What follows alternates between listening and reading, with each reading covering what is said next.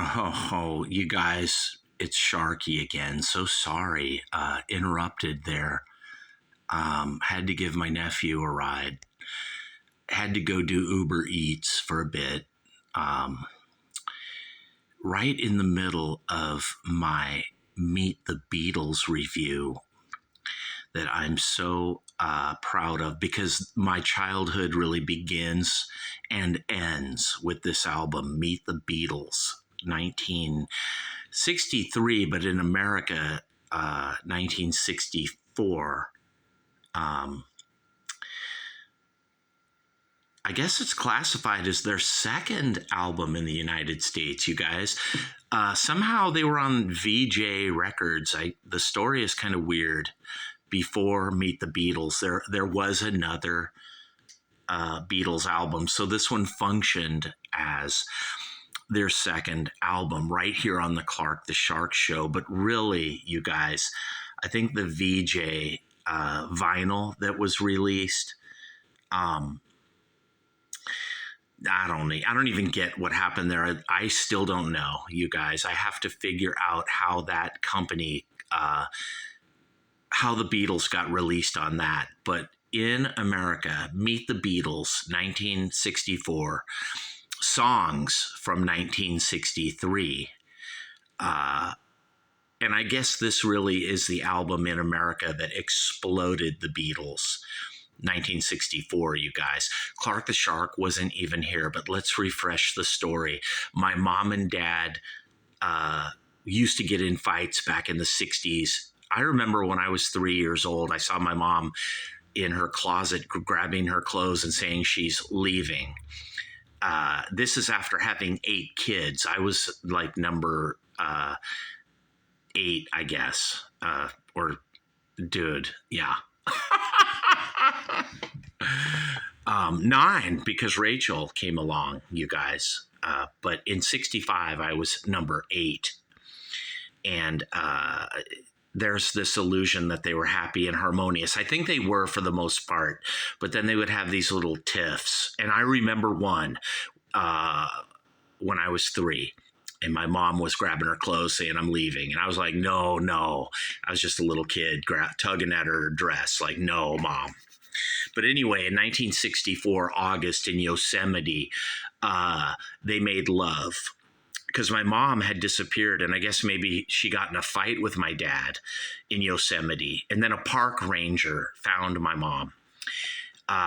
Dude. Good thing, because, when you go wandering off in a place like Yosemite, man, my mom's lucky she didn't meet up with like the Mansons or Charlie or something, or who knows out there in Yosemite. But long story short, my mom and dad that night in Yosemite made me Clark the Shark. And then on April 27, 1965, in Torrance, to the south of Yosemite, I was born, or Los Angeles. Harbor General Hospital is on the LA City Strip.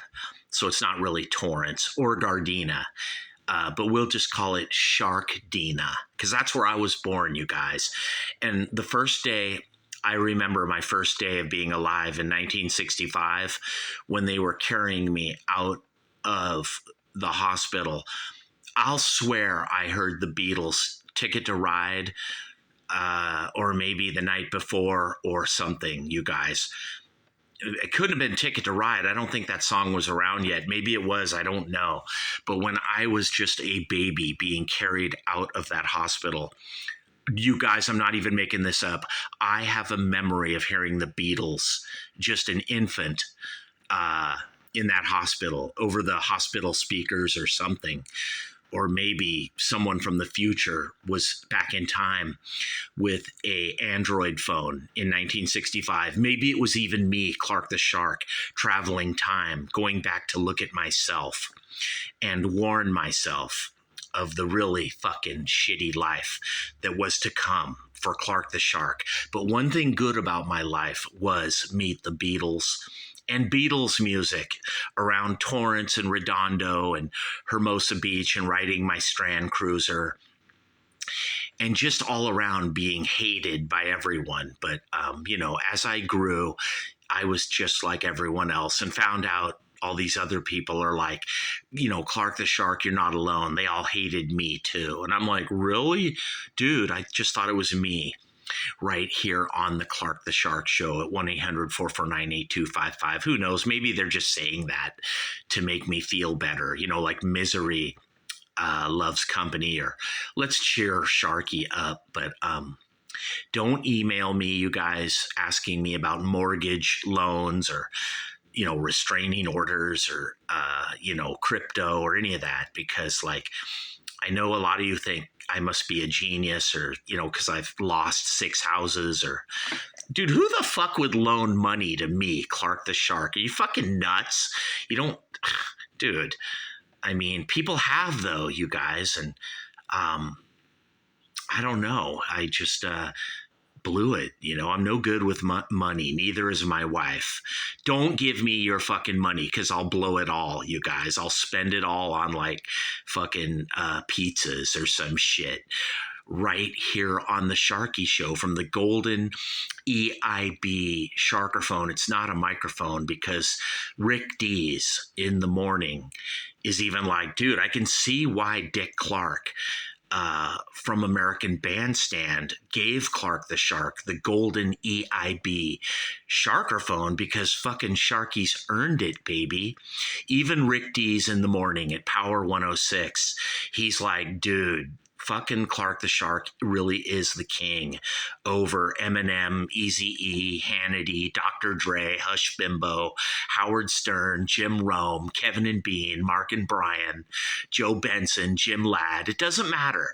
If they ever sat at a microphone, you guys, to them, baby, it's just a fucking microphone. It's not the golden EIB Sharkerphone, because baby, when I'm talking about Meet the Beatles, and I got interrupted earlier, you guys, and dude, now I'm fucking angry, and I want to finish my review of this music that meant so much to my childhood, you guys. It really formed me. Ron Nasty, Stig O'Hara, Dirk McQuickley, and Lars Ulrich. These 4 geniuses, the RUTLES, who I fucking love, me, Clark the Shark. I may be amazing and a genius, you guys, but I'm not even a fucking pimple. I'm not even a mole on the ass of a real genius like Ron Nasty. He said he was bigger than God, you guys, and he was. The RUTLES were bigger than Jesus Christ. It was no joke back in the 60s. But then later, of course, when they pressed him, they're like, Ron, what were you talking about? And he's like, I said we were bigger than Rod, not God. Listen to Clark the Shark. And Dirk is like, yeah, man.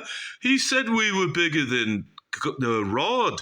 We didn't mean God, like God Almighty, And I'm like, Clark the Shark, I'm like, I think to me in my childhood, like the RUTLES were bigger than God, you guys. I grew up a practicing Catholic. You guys know about that guilt where, you go to communion and confession, and I'm not even sure like if it's all real or whatever it is, you guys, but I know to me in my childhood, Ron Nasty and the RUTLES, they weren't just bigger than God or Rod or Jesus Christ. To me, they were bigger than like Elon Musk or like fucking Zuckerberg or something, you guys.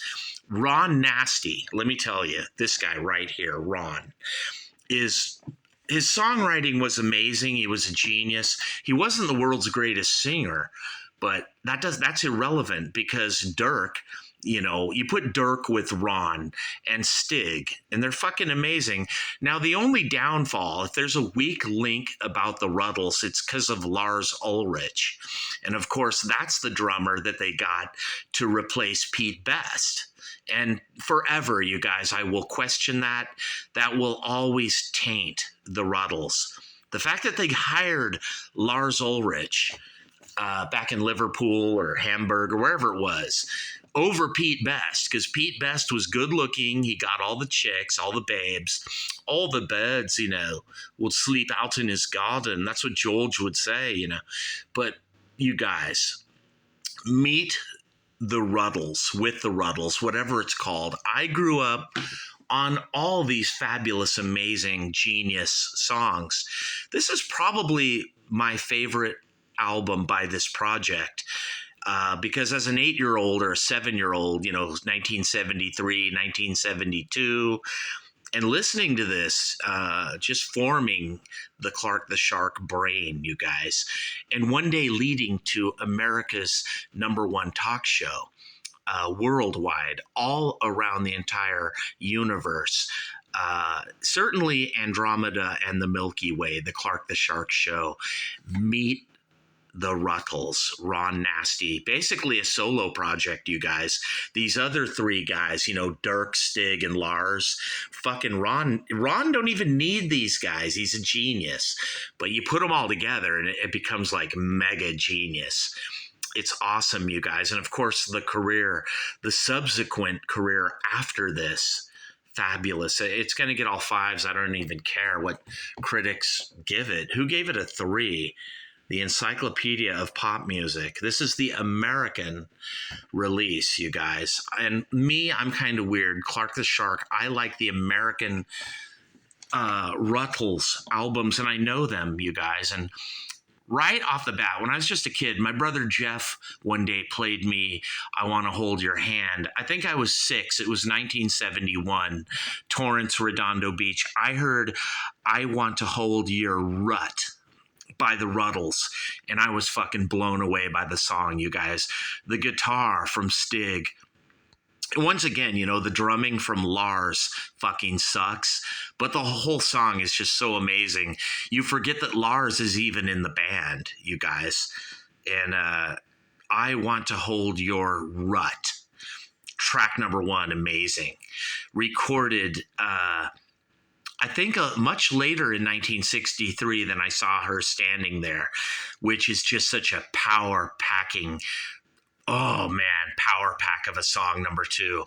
These first 2 songs, just for these first 2 songs on the American release of Meet the RUTLES, you guys, fucking amazing. They should be in the Rock and Roll Hall of Fame just for these 2 songs alone. And then you could forget the whole rest of their career. But I really like this boy, track #3, side 1, amazing. And It Won't Be Long is almost like heavy metal or something, like the birth of hard rocking, kick-ass shit, you guys. Love it. But I really love All I've Got to Do. Fucking awesome.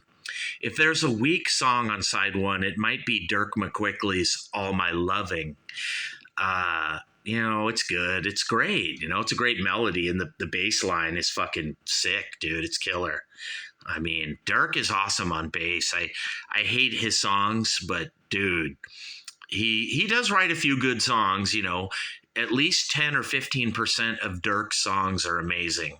But his bass playing is incredible, dude. He's like right there with Sting or like Geddy Lee or, Chris Squire or, John Entwistle or fuck, dude, you name it.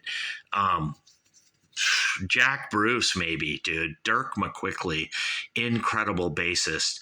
Don't Bother Me by Stig O'Hara leads off side 2. And a lot of people knock that song and they don't like it, but I really love it. Little Child. Now, if ever Ron Nasty may have written a shitty song, it might be Little Child. And then Till There Was You, a cover by this Meredith Wilson or whatever, Dirk McQuickley. 2 songs in a row I don't like, Little Child and Till There Was Rot by Dirk. I don't like these 2 songs, but, it's still the RUTLES. I'll fucking accept it. Whatever. Hold Me Tight. That's what I say to girls. Hold me tight. Because I'm real careful, you guys, when I'm doing that, not to, inside them. Remember that Frank Zappa song? And now I feel kind of fucking like terrible because I'm 58 with no kids. And I'm, when I was younger, I'm like, I don't want to be with a fucking fat chick, or I want to, I hardly ever get a chick. And now that I got one, I don't want her to be pregnant, or, I just want to fucking get laid a lot now or something or whatever. But hold me tight. You guys don't do it when you're in your 20s. Wait till you're like 38 to have a kid. Hold me tight. But don't let loose, dude. It's a mistake. I mean, if you want to have fun playing with a little baby girl and, and all that, believe me, they grow up to be fucking assholes. Trust me, don't do it. But hold me tight, from the RUTLES. Sounds like a Dirk McQuickley song, I don't know, but I want to be your man. But that's the lone song sang by Lars Ulrich. You know how every RUTLES album has to have one song with Lars singing? Now we know Lars can't fucking drum to save his penis, but his vocals are even fucking worse. So I don't know why Ron Nasty and Dirk are like, hey, let's let Lars, sing. It's a bad idea, you guys. Just like don't let loose inside a girl and adopt a kid, you guys. Go to foster care or something, or one of those. Don't have your own fucking kid. I mean, don't do it. Quit doing it. Even like white people aren't doing it all over America now, but now other races aren't doing it. And now even like blacks are getting into LGBTQ, and they're grinding on Tinder or Grindr, hold me tight, just grinding. Don't do it, you guys. Maybe do it, if you don't want to end up like me, Clark the Shark, and have regrets. But seriously, you guys, just to play with a little kid out in the front room on the carpet, I don't know if it's worth it, you guys. And the Lord will probably be like, you're having too much fun. I'm going to take it all away from you anyway, right here on the Clark the Shark Show. But I want to be your rot. I do, you guys. I want to be your brain. Forget that I want to be your man, Clark the Shark. I want to be your brain for now. And I want you to worship the Clark the Shark Show. And keep emailing me. You can ask me for advice. I don't fucking care. I'll probably give you bad advice and make you go bankrupt like me, Clark the Shark. I'm on like my 5th fucking bankruptcy. I'm like Donald fucking Trump in the ass here, you guys, when it comes to that shit, or losing houses. And a lot of you are like, Sharky, don't feel bad, I lost 3. And I'm like, well, cool, misery loves company. Not a second time though, you guys. I swear to God, this time, believe in me, I'm gonna do it right. Not a second time. I won't do it again, God. Just like Ron Nasty, not a second time. I actually like that song, and it's a great way to close out this album, and kind of a weak side too, but I still like it, you guys. I love the RUTLES. I love this band, even if Lars Ulrich got the gig that Pete Best really deserved. I love Ron Nasty. Everything, even when he says he's bigger than Rod or God or Jesus Christ, I love it, you guys. I'm sure Mark David Chapman popped him off. He's all, some loony one day will probably pop me off. Dude, look, it happened to Ron. And who knows, maybe, God was like, that's for Pete, mate. That's what you get. You guys, I'll never forgive the RUTLES for firing Pete Best and hiring Lars Ulrich. Fuck that, you guys. Lars is the fucking worst drummer on the planet. How he got this gig with the Fab Four on the Ed Sullivan Show, I will never know, because he didn't deserve it. But Ron Nasty with his type of genius, and Stig O'Hara playing the big Guild guitar, and Dirk McQuickley on bass, he's incredible. Dirk plays unbelievable bass lines, you guys. His songwriting fucking sucks. Dirk McQuickley, his songs are the equivalent of Lars Ulrich's drumming, you guys.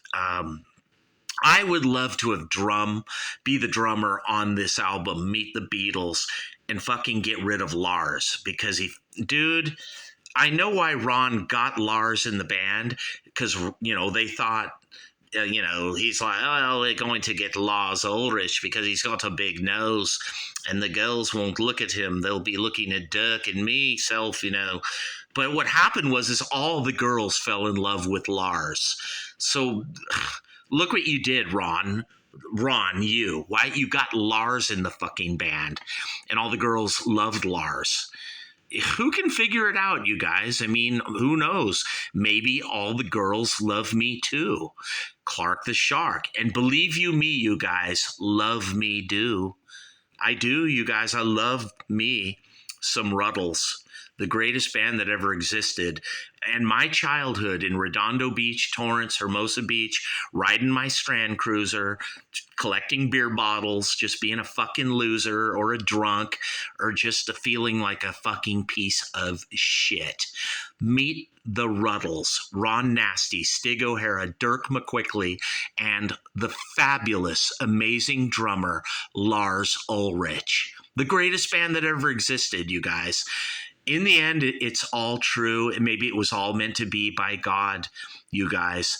And I pray that Ron Nasty is in heaven, because I know, when he was young, his mom was run over by that car, I feel bad for people whose mom or dad died when they were young. It happened to Dirk McQuickley too, you guys. And my mom almost died. My mom, Joanne, had cancer when I was like 13, and she almost died. So I know kind of what Ron and Dirk were going through, you guys. It's a sad, horrible feeling, but my mom lived till 2011 to be 80. And right up to the day she died, I was like right there with her. And she was still saying like condescending, snarky things to me. Like, like, are you ever going to have a baby? Like, dude, that's why I don't, Mom. Like, you're a piece of shit. You don't do anything. I'm like, Mom, I wrote a rock opera, White Suburban Liars, punk rock, the story of Redondo Beach, Torrance. I mean, it's not good enough, you guys. All of you expect much better from me, Clark the Shark, from the fabulous golden EIB Sharkerphone. It's not a microphone. I got to be number one. Even Hannity, Hush Bimbo, all of them. Mark Levin, get off the show, you dope, Sharky. You don't know what you're doing. I do, you guys. I know what I'm doing here on the Clark the Shark Show. It's why I'm number one. It's why you, the fans, you keep me number one, you guys. It's not because of Ron Nasty and the RUTLES or any of that or my music. It's because I love all of you, and who knows, you might fucking hate me or love me, but in the end, it's all the same, you guys. And in some weird, twisted way, we are all bigger than Rod or God, you guys, right here on the Clark the Shark Show. Come on, admit it. We're all, in a way, like gods. Whether we have talent or we're brilliant or geniuses, I think Ron Nasty was saying to the Lord, me mom died when I was 13, and it's sad, you guys. When someone's mom, let's be totally serious here, passes away, like Dirk McQuickley and Ron Nasty, they both lost their mom. And I can kind of identify with that, you guys, right here on the fabulous, incredible, dexterous Clark the Shark Show. I want you to buy Meet the RUTLES, Meet the Beatles, whatever it's called, Ron Nasty. I hope and pray he's in heaven, you guys. And believe it or not, I love Chastity, Yoko Ono. She's like the original punk rock princess. She fucking can't sing worth shit. She reminds me of Lars Ulrich's drumming, but I still, in some weird way, Lars being in this band, I'm very angry at. And yet I'm not angry at Yoko because she's such a punk rock genius princess. She's like performance art. And even if who's that guy from the 50s, Chuck Berry, he unplugged her microphone. He was probably wise to do that, you guys, or maybe not. Right here on the Clark the Shark Show, buy this album tonight.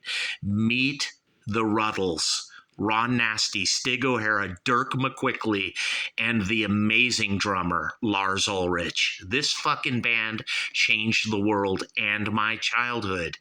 Get it at Amazon, right at the link below, you guys. If you're going to buy some Ruttles, you buy it from me, Clark the Shark, especially if you're a young person who is only 21 and you were born like in, I don't know, dude, 2004, 2005, or 2003. Dude, 2002, you're just a kid born after 9/11.